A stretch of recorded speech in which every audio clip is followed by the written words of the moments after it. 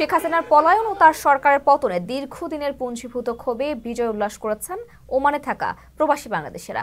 প্রবাস টাইমের সঙ্গে আলাপে তারা জানান, এ এক অবিশ্বাস্য শান্তি, বিশ্বাস করতে আরও কিছু সময় লাগবে। পাশাপাশি এবার দেশে দ্বিগুণ পরিমাণ রেমিটেন্স পাঠানোর প্রত্যয় ব্যক্ত করেন এসব প্রবাসী। বলেন, দেশের টাকা বিদেশে পাচার বন্ধ করতে হবে। পাঠাও রেমিটেন্স, বাঁচাও দেশ, ঘুরে দাঁড়াবে বাংলাদেশ প্রত্যয় সামনে আগাতে চান তারা। ওমান ও মধ্যপ্রাচ্যের দেশগুলোর মতো অন্যান্য দেশে উল্লাসে মেতেছেন প্রবাসীরা। ফ্রান্স, ইতালি সহ ইউরোপের বিভিন্ন দেশে বিজয় মিছিল করেছেন অনেক বাংলাদেশি। মালয়েশিয়ার মারদেকা স্কোয়ারে প্রবাসীরা দেশের পতাকা নিয়ে বিজয় উল্লাস করেছেন।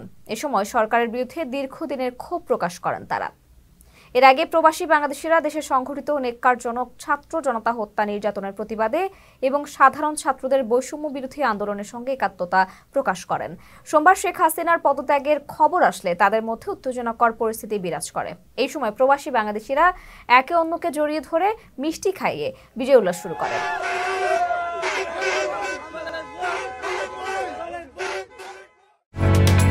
ওমানের সেরা রেট দিচ্ছে বাংলাদেশি প্রতিষ্ঠান গালফ এক্সচেঞ্জ।